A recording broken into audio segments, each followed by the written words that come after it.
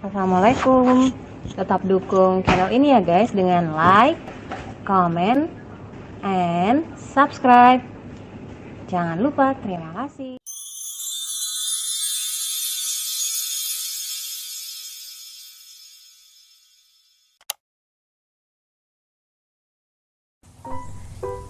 Tough love.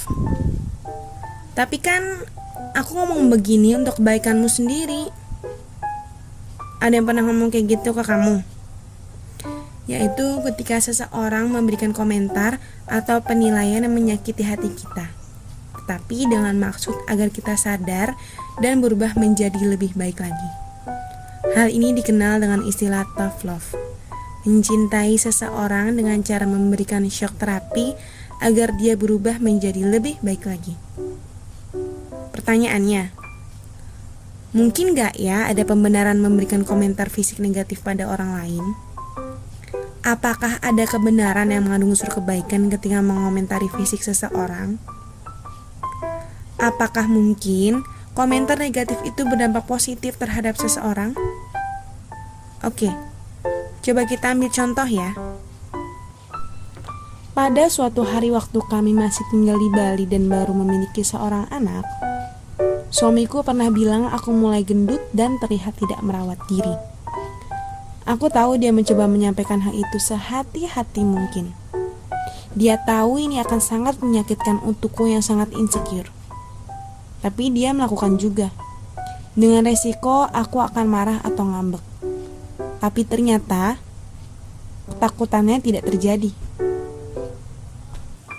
Aku gak ngambek, tapi aku sangat sakit hati dan benci gila-gilaan sama dia sampai ingin lari dari rumah karena merasa tidak dicintai lagi.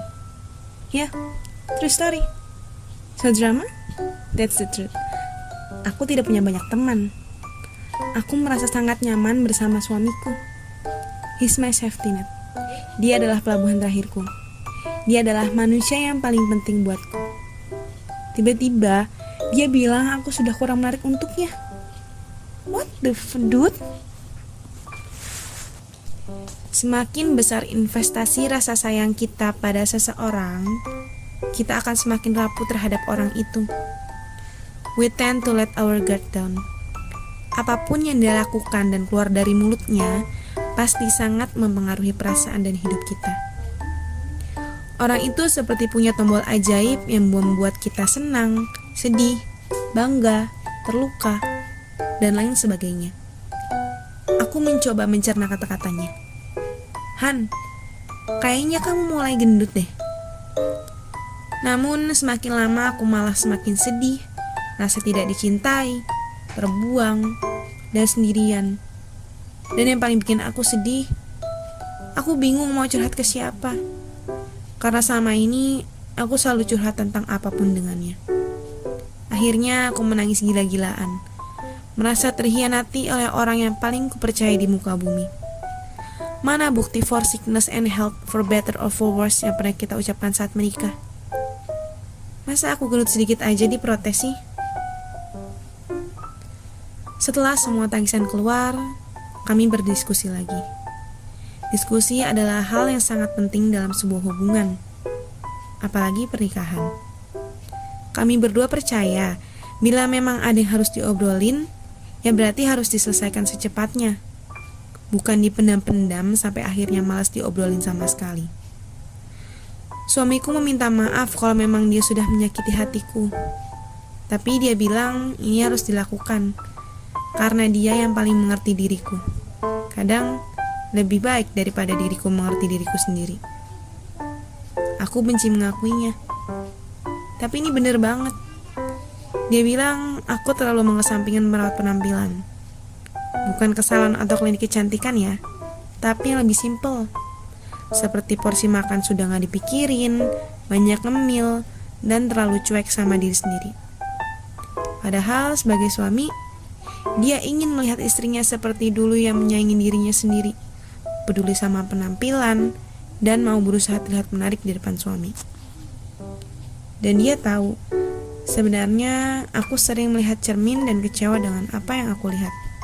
Oke, don't get me wrong. Aku tidak pernah setuju dengan orang-orang yang ingin berubah karena dan untuk orang lain, bukan benar-benar untuk dirinya sendiri. Namun menurutku dalam pernikahan, teori itu kadang harus dilanggar sedikit. Karena pernikahan melibatkan dua orang. Dan kalau salah satunya merasa tidak nyaman, seharusnya bisa dibicarakan. If you want your spouse to be sexually attractive, we have to be sexually attractive. Kalau kamu gak setuju, gak apa-apa banget. Namun ini caraku melihat sebuah pernikahan. Semua harus dibuat nyaman untuk kedua belah pihak, karena hidup kita bukan hanya milik kita sendiri, tapi juga pasangan kita. Nah misalnya nih, kita balikin kondisinya, yaitu suamiku yang makin gendut. Aku pasti akan mengingatkan dia untuk lebih memperhatikan penampilannya, karena aku tahu dia akan lebih senang diingatkan karena sudah mulai kebablasan, daripada didiamkan saja. Apalagi dia termasuk orang yang memperhatikan penampilan, dan aku tahu itu. Suamiku tidak memintaku sedot lemak atau operasi plastik, tapi agar aku menjadi seperti istrinya yang dulu, yang manis, imut, lucu, dan menggemaskan. Dia merasa aku berubah karena tidak lebih baik. Setiap lihat diriku dalam cermin, aku kecewa. Dan itu kelihatan dalam keseharianku. Aku lebih sering murung dan lebih cepat marah. Dia merasa harus menghentikan ini semua sebelum menjadi lebih parah. Setelah kita ngobrol-ngobrol, akhirnya muncul sebuah kesimpulan. Aku butuh asisten rumah tangga. Lucu ya? Gak disangka-sangka ternyata permasalahannya adalah aku sudah terlalu lelah mengurus rumah dan anak sendirian. Akibatnya, aku sudah tidak punya energi untuk mengurus diriku sendiri.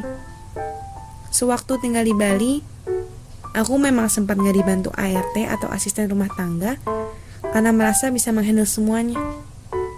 Ternyata, aku membohongi diriku sendiri. Kepuasan dan rasa bangga yang didapat karena bisa mengurus semuanya sendirian atau menjadi super mom ternyata gak sepadan. Hal ini diperparah dengan kebiasaan menganggap makanan sebagai upah yang sudah sepantasnya ku dapat setelah hari yang melelahkan. Ya, setiap hari aku mencari comfort food untuk mengusir rasa capek. I deserve this chocolate bar for tidying the whole house. Aku juga merasa berhak makan sebungkus keripik kentang dan minum teh manis dalam kemasan karena berhasil mempertahankan kewarasan menghadapi anak yang bikin rumah berantakan terus-menerus.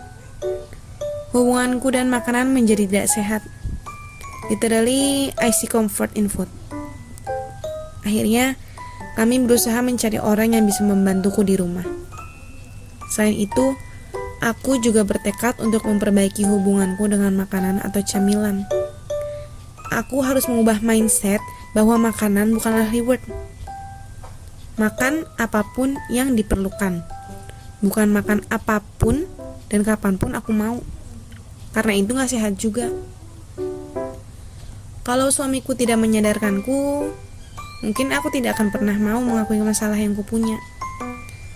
Sedih dan sakit hati sih saat mendengar kritikannya, tapi kalau dia gak melakukan itu, mungkin keadaannya akan semakin parah. Kadang, kita merasa baik-baik aja. Padahal, kita hanya terlalu takut untuk mengakui kalau ada yang harus diperbaiki. Takut mengakui kalau ada yang salah dengan cara kita menjalani hidup. Takut karena harus berubah. Kesimpulannya, komentar negatif tentang fisik bisa berdampak positif pada korban kalau si pelaku secara sadar melakukan itu untuk kebaikan, bukan hanya untuk kepuasan. Tentu perlu cara yang baik pula untuk menyampaikan komentar itu, bukan dengan ejekan dan kata-kata menyakitkan, tapi dengan penuh kasih sayang dan empati. Dan yang paling penting, berubahlah karena kamu merasa perubahan itu akan membuatmu merasa menjadi orang yang lebih baik lagi daripada sebelumnya. Bukan hanya karena apa yang orang pikirkan tentangmu atau karena orang lain yang memintamu berubah. Because love is tough. Gak bisa dimungkiri. Cinta kadang-kadang bisa membuat orang melakukan hal-hal yang tidak wajar atau mengorbankan perasaan mereka sendiri demi orang yang dicintai. Tenang, aku bukan ingin memberikan kuliah tentang bagaimana caranya jatuh cinta yang baik dan benar, yang sehat bagi jiwa dan raga kita. Karena aku juga pernah menjadi orang yang bodoh hanya karena satu alasan: cinta. Sejak kelas 4 SD, aku sudah memakai kacamata. Selain karena faktor genetik, aku memang suka sekali membaca buku. Saking sukanya, aku akan melahap buku kesukaan dimanapun yang aku bisa. Membaca sambil tiduran jadi hal yang sangat menyenangkan. Bahkan, saking nakalnya, aku sering membaca malam-malam dengan penerangan minim di kasur. Alhasil, minus di mataku terus bertambah seiring bertambahnya umur. Kadang, aku merasa sangat terbebani sih sebagai pemakai kacamata. Beban karena semakin lama, lensa kacamatanya semakin tebal dan berat untuk dipakai. Juga berat secara beban sosial. Gak banyak teman-teman di sekolah yang minus matanya udah segede aku. Jadi, tingkat kepedean semakin menurun seiring meningkatnya angka minus di mata. Pada waktu SMA, minusku sudah sampai di angka 6. Lumayan banget kan? Saat kelas 1 SMA, aku pacaran dengan salah satu teman sekelas. Ya, cinta-cinta monyet lah. Yang kayaknya gak mau berpisah banget gitu. Di kelas bareng, ke kantin bareng, pulang sekolah bareng, terus sampai rumah langsung ngobrol lagi di telepon. Oh, masa muda. Namun akhirnya kami putus juga saat kelas 3, yang disambut bahagia oleh teman-teman terdekatku. Menurut mereka, aku terlalu sibuk pacaran sampai susah diajak pergi atau main bareng. So, I practically waste my high school period for nothing. Oh well, itu untuk bahasan lain kali ya. Yaudah lah ya, mari kita move on.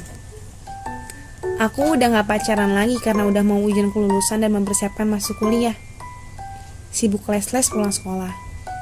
Sampai pada saat sebelum kelulusan, aku bertemu seseorang yang membuat duniaku berguncang dan berputar. Begini ceritanya. Namanya Adi. Tentu bukan nama sebenarnya. Dia datang bersama salah satu teman sekolahku ke tempat les kami sepulang sekolah. Percaya gak percaya, wajah Adi ini kok familiar banget ya? Ternyata dia adalah cowok yang pernah dekat denganku semasa SMP. Tapi kami putus komunikasi selama bertahun-tahun. Terus, tiba-tiba dia muncul lagi di depan mukaku. Dia adalah sepupu teman SMA aku itu. Jeng jeng. Zoom in zoom out ala sinetron. What are the odds? Kebetulannya sangat aneh. Tapi itulah hidup. Pertemuan pertamaku dan Adi adalah di salah satu tempat les bahasa Inggris di daerah Dago, Bandung. Adi yang waktu itu paling pintar di tempat les, Adi yang menyambung banget kalau diajak ngobrol, dan Adi yang gak peduli waktu itu aku berkacamata dan memakai kawat gigi dan headgear. Karena headgear itu harus dipakai hampir 24 jam. Jadi pas tidur dan ke sekolah, termasuk tempat les, ya harus dipakai juga. Jangan tanya, kok aku bisa pede banget sih pakai alat itu kemana-mana? Yang pasti, Adi ngelihat penampilanku yang seperti robot, tapi tetap mau dekat sama aku. Dasar zaman SMP, masih lugu-lugu lucu gitu. Jadi gak sampai pacaran juga.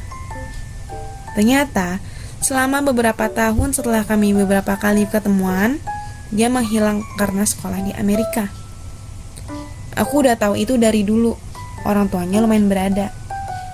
Tapi itu gak pernah kami bahas juga.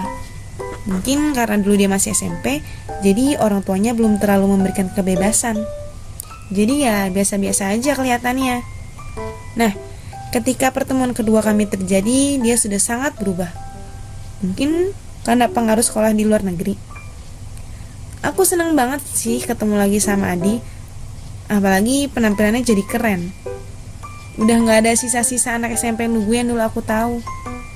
Dia sudah jauh lebih dewasa dan matang. Akhirnya, kami memutuskan untuk pacaran sambil menunggu saat dia akan kembali lagi ke Amerika untuk bersekolah. Aku masih gak percaya kadang-kadang. Kok dia mau ya sama aku? Aku gak berubah banyak setelah SMP. Udah gak pakai behel dan headgear sih, tapi masih berkacamata dan bukan tipe-tipe anak gaul atau cewek girly. I'm just ordinary. Sampai suatu saat dia memintaku berubah, tidak menjadi diriku lagi. Lebih tepatnya, dia ingin aku mengupgrade diriku dengan cara membawaku ke optik di sebuah mall di Bandung dan memintaku mencoba mengganti kacamata dengan soft lens.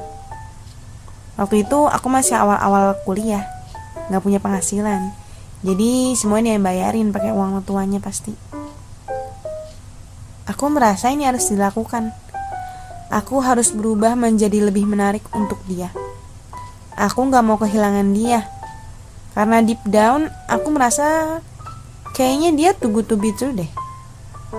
Kalau dia mau, pasti dia bisa mendapatkan yang lebih daripada aku. Singkat cerita, aku berubah untuknya, sementara dia harus kembali ke Amerika. Kami menghabiskan waktu dengan chatting dan mengirim email. Dulu belum ada zaman ponsel, WhatsApp, atau video call kayak sekarang. Harus plug in modem, terus nunggu connect. Terus nunggu jam yang udah dijanjikan di chattingan sebelumnya, baru bisa ngobrol.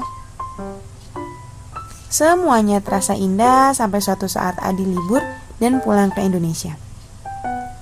Aku sudah merasakan perubahan, tapi tetap berharap kalau hubungan kami baik-baik saja. Tapi suatu hari, aku memergoki dia sedang jalan dengan perempuan lain yang obviously lebih cantik dan lebih girly daripada aku. Itu adalah salah satu patah hati terberatku.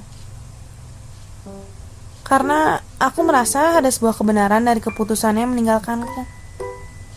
Aku jadi benar-benar merasa buruk rupa dan tidak pantas untuk dicintai. Aku bertanya, apa yang salah? Padahal aku sudah berusaha menuruti keinginannya. Hari-hari setelah kejadian itu terasa berat banget. Aku tetap memakai softline untuk waktu yang lama, sebelum akhirnya berhasil operasi lasik pada tahun 2016. Tapi yang aku rasakan selama periode aku memakai softline itu adalah aku jadi sangat malu terlihat memakai kacamata. Kacamata menjadi sesuatu yang hina buatku. Misalnya, kalau sedang ada acara menginap bersama teman-teman, aku malu terlihat memakai kacamata di malam hari. Padahal softline harus dicopot setiap malam sebelum tidur. Kadang aku menunggu sampai benar-benar akan tidur untuk mencopot softline. Akibat perlakuan Adi, aku jadi mencoba sekuat tenaga untuk menutupi siapa diriku yang sebenarnya. Mungkin Adi zaman SMP masih lugu, gak peduli sama kacamata dan headgear yang membuatku terlihat seperti robot perempuan. Tapi orang berubah, termasuk Adi. Itulah yang aku maksud dengan berubahlah untuk dirimu sendiri, bukan untuk orang lain. Karena orang lain juga bisa berubah untuk dirinya sendiri, tanpa memikirkan perasaanmu. Ketika kamu membuat perubahan untuk dirimu sendiri, itu akan berdampak positif dan kamu tidak akan melakukannya dengan terpaksa. Kalau kamu berubah untuk menyenangkan orang lain, perubahan itu akan menjadi sebuah keterpaksaan dan sulit untuk dilakukan dalam jangka panjang. Apalagi kalau kamu masih dalam tahap pacaran. Duh, santai dulu deh. Jangan sampai kamu menghabiskan masa mudamu untuk orang yang salah. Tetapi katanya, everything happens for a reason. Dan itu aku rasakan sendiri. Kalau aku gak ketemu Adi lagi, aku gak akan tahu kalau ada orang-orang seperti dia. Ada orang yang mencintai orang lain hanya dari penampilan luarnya. Jadi, waktu aku bertemu laki-laki yang akhirnya menjadi suamiku, dan dia menerimaku 100% atas bawah sampai luar dalam, aku tahu harus sangat bersyukur untuk itu. Adi mengajariku untuk bisa membedakan orang yang benar-benar mencintaiku apa adanya, sehingga aku terus tumbuh, bukan hanya berubah. Kadang-kadang kita memang harus jatuh dulu untuk bisa bangkit, berdiri, dan berlari lebih jauh lagi.